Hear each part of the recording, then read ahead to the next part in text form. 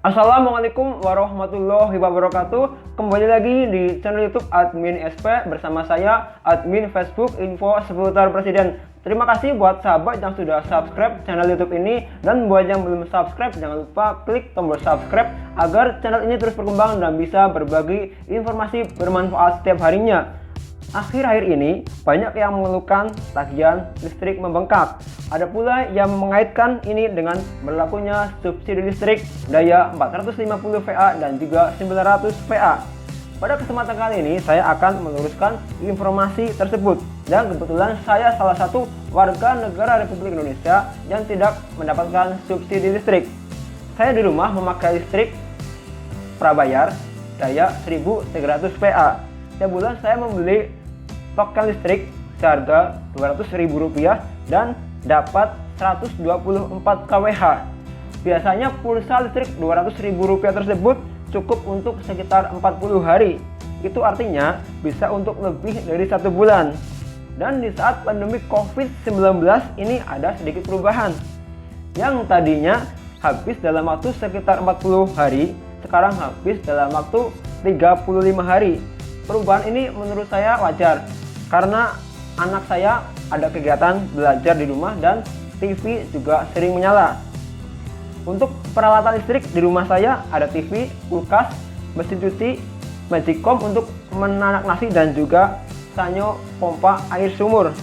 Nah, yang membuat saya terkejut adalah banyak sekali komentar di postingan Facebook info seputar Presiden yang saya kelola tersebut ataupun melalui inbox yang mengatakan tagihan listriknya membengkak cukup lumayan. Bahkan ada yang mengatakan membengkak sampai 3 kali lipat. Padahal menurutnya pemakaian biasa saja.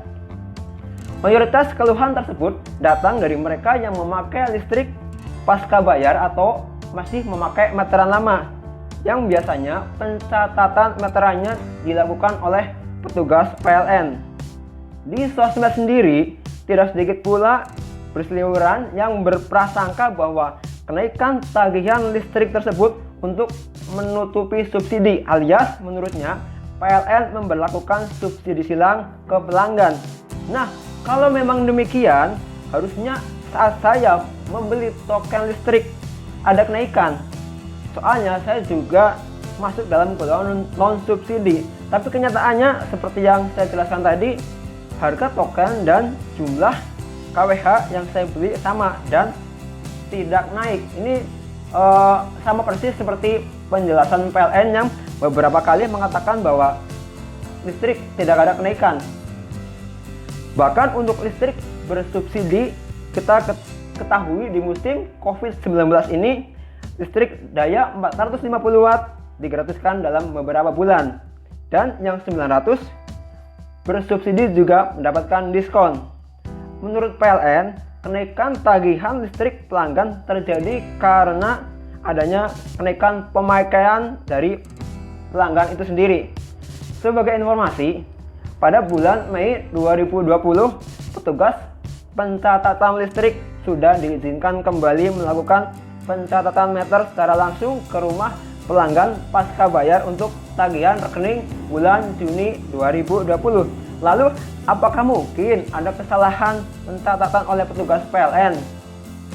PLN memastikan bahwa proses pencatatan meteran oleh petugas sesuai dengan prosedur yang ada.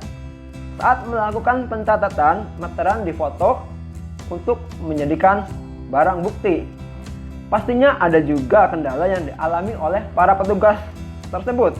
Contohnya, pagar rumah pelanggan bisa saja sedang terkunci saat petugas akan melakukan pencatatan meteran, sehingga mau tidak mau aktivitas pencatatan meteran tidak bisa dilakukan hari itu juga. Nah, bagi yang tidak melakukan pelaporan, tagihan listriknya akan dihitung dari rata-rata pemakaian 3 bulan sebelumnya. Apabila 3 bulan itu ada perubahan konsumsi listrik yang begitu signifikan, bisa membuat rata-rata tagihan listrik pelanggan membengkak. Mungkin ini yang menjadi permasalahannya. Saran dari saya, mendingan sahabat semua yang masih pakai meteran lama, ganti dengan meteran baru yang sudah pakai token listrik, sehingga kita bisa melihat dan mengontrol sendiri pemakaiannya. Karena jumlah kWh di meteran listrik bisa kita pantau kapan saja. Berapa jumlah kWh yang kita pakai setiap harinya, sehingga kita tahu kapan kira-kira pulsa listrik tersebut akan habis. Dan kita juga bisa mengiritnya dengan mengurangi pemakaian peralatan listrik yang ada di rumah. Demikian tips dan informasi dari saya, semoga bermanfaat. Terima kasih. Wassalamualaikum warahmatullahi wabarakatuh.